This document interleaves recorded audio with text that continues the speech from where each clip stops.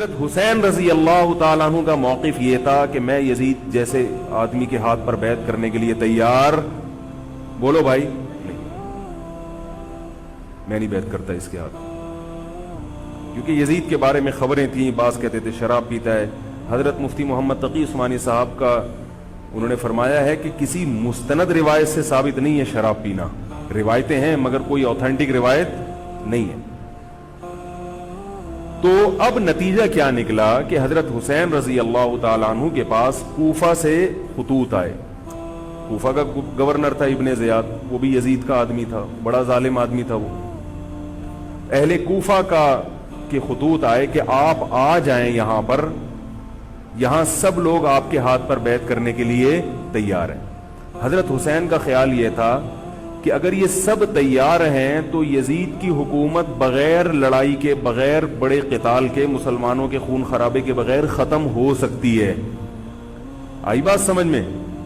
جو انفارمیشن آپ کو ملی تھی، جو نالج آپ کو ملی تھی، وہ نالج غلط تھی۔ اگر وہ نالج صحیح ہوتی تو حضرت حسین کبھی کربلا کی طرف رخ نہ کرتے، کیونکہ حضرت حسین کا موقف بھی یہی تھا کہ مسلمانوں کی تلواریں آپس میں نہ چلیں۔ حضرت حسین رضی اللہ تعالیٰ عنہ کے پاس جب 50 سے زیادہ خطوط آئے ہیں اہل کوفہ کی طرف سے کہ آپ آئیے، آپ آئیے، آپ آئیے، تو پہلے حضرت حسین رضی اللہ تعالیٰ عنہ نے اپنے رشتہ دار جو آپ کے چچزاد تھے مسلم بن عقیل، ان کو بھیجا۔ نتیجہ کیا نکلا؟ مسلم بن عقیل کا وہاں پر حکومت نے گرفتار کر کے ان کو قتل کر دیا۔ اب یہ ایک ایسا ظلم تھا جس کے ظاہر ہے کہ کسی کو سفیر بنا کے بھیجا جائے، کسی کو حال احوال دیکھنے کے لیے بھیجا جائے، اور حضرت حسین کی نیت ہرگز بغاوت کی نہیں تھی، مگر کوفہ کے گورنر کو اور یزید کو یہ خیال تھا کہ خلافت کے اصل اہل یقیناً یہی ہیں،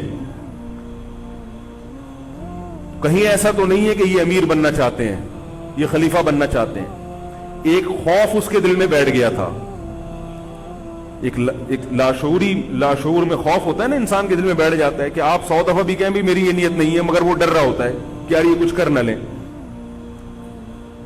تو جب مسلم بن عقیل کو شہید کیا گیا، حضرت حسین رضی اللہ تعالی عنہ جا چکے تھے۔ جب حضرت حسین رضی اللہ تعالی عنہ کوفہ کی طرف جا رہے تھے، بہت سارے صحابہ نے آپ کو منع کیا، جن میں عبداللہ ابن عمر رضی اللہ تعالی عنہ بھی تھے، عبداللہ ابن عباس رضی اللہ تعالی عنہ بھی، کہ آپ یہ کام نہ کریں۔ بعض نے تو کہا کہ ہمیں آپ کی شہادت کا یقین ہے، کیونکہ جس حالات میں آپ جا رہے ہیں حکومت یہ سمجھے گی کہ بغاوت کرنے آ رہے ہیں، لہذا وہ آپ کو کیا کرے گی؟ اس بیس پہ قتل نہیں کرے گی کہ آپ نواسہ رسول ہیں، کیونکہ وہ بھی مسلمان تھے، اس بیس پہ قتل کرے گی کہ آپ کی نیت کیا ہے؟ حکومت کے خلاف بغاوت۔ تو ان کے پاس ایک اپنے آپ کو برحق ثابت کرنے کے لیے ایک دلیل ہوگی کہ حکومت کا باغی جو بھی ہو اسے کیا کر دو؟ قتل۔ رسول اللہ صلی اللہ علیہ وسلم نے فرمایا، صحیح حدیث ہے، کہ جب مسلمان کسی ایک امیر پہ جمع ہو جائیں تو اس کے خلاف جو بھی اٹھے، نبی نے فرمایا اس کو قتل کر دو، کائنم من کان، چاہے وہ اس کے خلاف اٹھنے والا کتنا ہی نیک کیوں نہ ہو۔ یہ حدیث کے الفاظ ہیں۔ حضرت حسین کا موقف یہ تھا کہ میں نے ابھی تک یزید کی خلافت اور حکومت کو تسلیم نہیں کیا، لہذا میں اس وعید میں داخل نہیں ہوں۔ اب ہوا یہ کہ حضرت حسین رضی اللہ تعالی عنہ جب گئے ہیں اور کربلا کے مقام پہ پہنچے ہیں، تو وہاں آپ رضی اللہ تعالی عنہ کو مسلم بن عقیل کی شہادت کا بھی پتہ چلا، اور اندازہ ہوا، میں بہت شارٹ کر کے سنا رہا ہوں، اندازہ ہوا کہ حالات ایسے نہیں ہیں جیسے میں سمجھ رہا تھا۔ عبید اللہ جو ابن زیاد تھا بدبخت، اس نے حضرت حسین کو یہ کہا کہ بغیر کسی شرط کے حضرت حسین کو گرفتار کر کے لاؤ اور میرے ہاتھ پر بیعت کراؤ۔ یہ رسول اللہ صلی اللہ علیہ وسلم کے نواسے کی توہین تھی کہ آپ صلی اللہ علیہ وسلم کے نواسے ہیں اور ان کے ساتھ ایسے معاملہ کیا جائے جیسے ایک عام شخص کے ساتھ معاملہ کرتے ہیں، ان کو گرفتار کر کے معاذ اللہ گھسیٹ کے لاؤ اور میرے ہاتھ پر بیعت پر کیا کرو، ان کو مجبور کرو۔ حضرت حسین رضی اللہ تعالی عنہ کا کربلا کے میدان میں موقف یہ تھا کہ میں اگر بیعت ہوں گا تو ڈائریکٹ یزید کے ہاتھ پہ بیعت ہوں گا جو مسلمانوں کا خلیفہ ہے، ابن زیاد کے ہاتھ پر بیعت نہیں ہوں گا۔ یہ بھی اس تاریخ کا ایک اہم پہلو ہے کہ حضرت حسین نے کوفہ جانے کا ارادہ ترک کر دیا اور کربلا سے شام جانے کا آپ رضی اللہ تعالیٰ عنہ نے ارادہ کر لیا۔ اور بعض مورخین نے لکھا ہے کہ حضرت حسین جو واپس آ رہے تھے تو وہ کربلا سے گزر رہے تھے، وہ واپسی کا راستہ ہی شام کا راستہ ہے۔ نہیں یاری بات میرے خیال سے، وہ جس ٹریک پر چل رہے تھے وہ راستہ کون سا ہے؟ وہ شام کو جاتا ہے۔ یہ اس کی علامت ہے کہ آپ یزید سے ملاقات کے لیے، مذاکرات کے لیے تیار، بولو بھائی، ہو چکے تھے کہ میں خود براہ راست یزید سے مل کے حال احوال دیکھتا ہوں، اگر مجھے سمجھ میں آئے تو میں اس کے ہاتھ میں بیعت ہو جاؤں گا۔ حضرت حسین رضی اللہ تعالی عنہ کا مقصد حکومت کے خلاف تلوار اٹھانا، بولو بھائی، نہیں تھا، ورنہ وہ اس کے لیے تیار نہ ہوتے۔ مگر جو ابن زیاد تھا اس نے حضرت حسین رضی اللہ تعالی عنہ اور آپ کے ساتھ جتنے اہل بیت تھے ان پر ظلم یہ کیا اس بدبخت نے کہ اس نے انہیں شام جانے کا راستہ نہیں دیا اور اس میں اپنی توہین محسوس کی کہ میرے ہاتھ پر بیعت کیوں نہیں ہو رہے، اور لشکر بھیجا جس لشکر نے چاروں طرف سے حضرت حسین رضی اللہ تعالیٰ عنہ کو گھیرا۔ حضرت حسین نے کہا کہ میں عزت کی جو موت ہے اس کو ذلت کی زندگی پر ترجیح دیتا ہوں۔ کوئی بھی غیرت مند ہوتا تو اس وقت یہی کرتا کہ بھئی جب میں اپنے دعوے سے بھی دستبردار ہو گیا اور میں شام جانے کے لیے بھی تیار ہو گیا، اب میرا راستہ روکنے کی کیا حقیقت ہے؟ اللہ تعالیٰ کوفہ کے گورنر کے ذریعے حضرت حسین کا قتل کروانا چاہتے تھے تاکہ اس کی بدبختی ساری دنیا کے سامنے ظاہر ہو جائے۔ اگر حضرت حسین پھر بھی تلوار چلاتے، پھر بھی لڑتے، تو حضرت حسین پر یہ الزام لگایا جا سکتا تھا کہ معاذ اللہ آپ باغیوں میں ہیں۔ تو اللہ تعالیٰ نے اپنے نبی کے نواسے کو اس الزام سے محفوظ رکھا اور آپ نے لڑائی کا ارادہ ترک کر دیا۔ حضرت حسین نے کربلا کے میدان میں جو لڑائی لڑی ہے وہ اقدامی لڑائی نہیں تھی، وہ دفاعی لڑائی تھی۔ دیکھو جب حکومت آپ کو گھیر لے چاروں طرف سے، آپ کہیں ٹھیک ہے بھائی میں لڑائی سے دستبردار ہوتا ہوں، مجھے میرے گھر جانے دو۔ حضرت حسین کا ایک مطالبہ یہ بھی تھا کہ یا تو مجھے واپس جانے دو مدینہ، میں جہاں سے آیا ہوں وہیں جا رہا ہوں واپس، مکہ جانے دو یا مدینہ جانے دو۔ ان کا ایک مطالبہ تھا کہ نہیں، ان کو گرفتار کر کے لاؤ اور زبردستی ہمارے ہاتھ پر بیعت کراؤ۔ یہ ظلم تھا۔